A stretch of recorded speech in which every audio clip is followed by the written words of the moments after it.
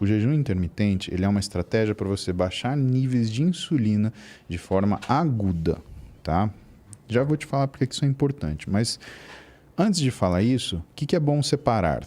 Boa parte do que faz o jejum intermitente funcionar é a janela alimentar, não o jejum. É ter o horário, né? Exatamente. Entendi. Agora, o que arrebenta com o jejum intermitente? O que as pessoas entendem do que é o jejum intermitente, não do que ele é de fato. Quando você busca na literatura médica sobre jejum intermitente, 90% dos trabalhos são sobre avaliações observacionais, trabalhos observacionais do quê?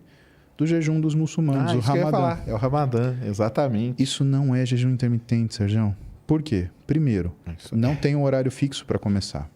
Não tem um horário fixo para terminar, segundo lugar. Terceiro, você não tem consumo de água durante o período do jejum. Então, você está desidratando. Quarto, as refeições são festivas. Então, a refeição de entrada no jejum é uma refeição lauda para o muçulmano conseguir tolerar o que é aquilo, o tranco todo do dia. Isso.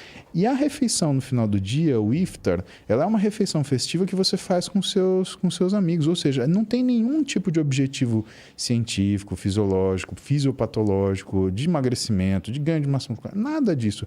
Ele é cultural. Exatamente. Né? E o jejum, ele também faz parte de outras religiões. Ele faz parte de algumas coisas relacionadas ao catolicismo também. Você tem os jejuns católicos, você tem as restrições seletivas, né? Que nem não comer carne na sexta-feira santa. Cara, se você está falando para mim que jejum intermitente é para emagrecer, então não comer carne na sexta-feira santa também é para emagrecer. Né? Você percebe que não faz sentido isso. E aí as pessoas fazem o quê? Por exemplo, o que desmonta o jejum intermitente? Eu faço jejum intermitente, eu faço uma janela de 8 horas de alimentação. Então o jejum intermitente foi todo baseado no Ramadã mesmo?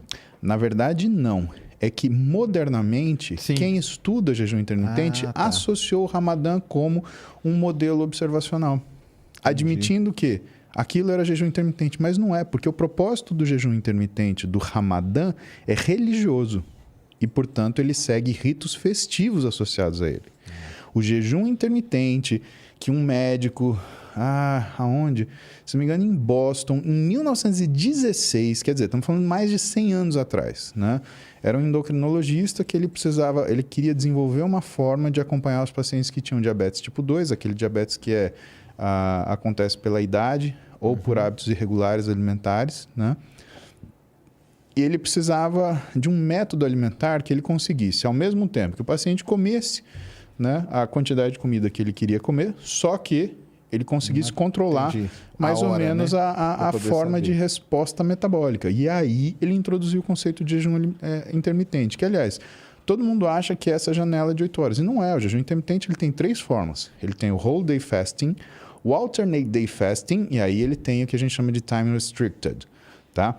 Whole day fasting, o que é? É você fazer o jejum aliás, você comer normalmente um dia.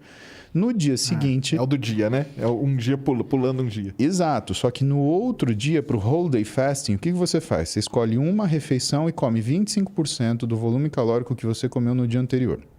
Entendi. Whole day fasting. Alternate day fasting. Aí esse sim. Você come dia sim, dia não. Imagina o humor de você passar um dia em jejum. Caramba.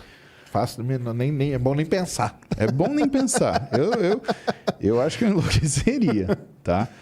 E, finalmente, o time restricted, que tem diversas formas, onde a mais comum é a 16/8. Você passa 16 horas de jejum e 8 você come. E aí, o que as pessoas fizeram? Elas fizeram o seguinte, elas falaram, se é 16/8, então eu ponho essa janela alimentar a hora que eu quiser. Eu vou começar a comer 2 da tarde e eu paro 10 da noite.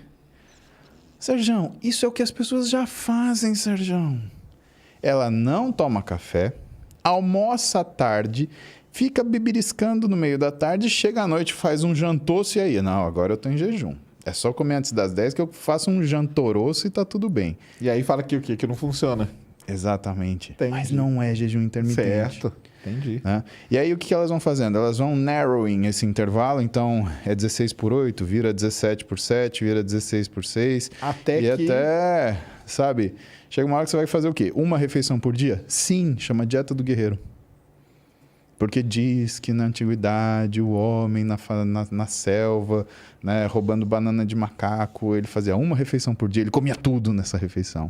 Mesmo porque para matar não dava, né? Para ficar também matando macaco toda hora, né? Brigando com os macacos toda hora, né? Até porque dependendo de quantos macacos tivesse, você saia perdendo, né? Exato. Aí você virava comida de macaco também, né? E nos muçulmanos observaram o quê? Que funciona? Tipo, eles perdem peso durante o Ramadã. Para quem não sabe o que é Ramadã, vamos explicar, né? Boa. É um mês, né? Normalmente é um mês que eles comem... Eles não podem comer na hora que o sol nasce até a hora que o sol se põe. E eles têm uma tabelinha, né? Porque depende de onde eles horários vivem, específicos. Né? Para cada lugar tem o horário que o sol vai nascer e se pôr. Nesse período eles não podem tomar água, né? Não, durante o dia não água e não pode comer. Não pode nem... Se você toma remédio, você não pode nem tomar o remédio com água. Isso mesmo. Né? E é um período de penitência para eles entenderem os que são as situações que estão relacionadas com privações. Né? Você tem horários fixos para orações, você tem 5 orações em horários específicos. Né? E que, assim, cada dia tem um horário, baseado no que é o sol raiar e no sol se pôr. Porque tá ligado com a astronomia. Não é? O sol não nasce todo dia no mesmo horário. Perfeito. E eles têm que seguir essa tabelinha. Eu sei porque eu já trabalhei com um muçulmano e ele andava com a tabelinha, entendeu? Sim. Então ele falava, hoje...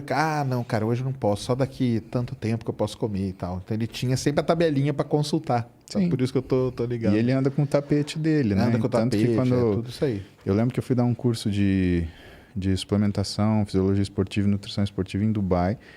E no quarto de hotel você tinha o tapete. Que maneiro. E o tapete do muçulmano que tem essa finalidade, ele tem uma bússola. Então você sabe... tem que sempre apontar para Meca. Exatamente. Isso aí. Você tem que sempre apontar para Meca. Isso mesmo. E é muito interessante isso, porque você começa a entender o que é a natureza de um turista e de um viajante.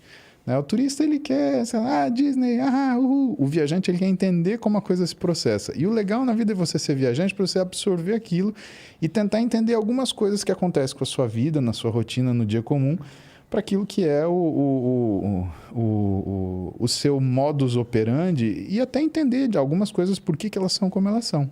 Uhum. Mas aí eu estava te contando do jejum intermitente. Então, né? E os muçulmanos, o que verificou neles? Que eles perdem peso nesse período, mas eles se recuperam logo depois. Entendi. Terminou o Ramadã, já tá tudo... Vida normal. Né? Por quê? Porque você, na realidade, mexer com peso é uma coisa que tem a ver com rotina, não com sacrifício. Né? É isso que as pessoas precisam entender, né?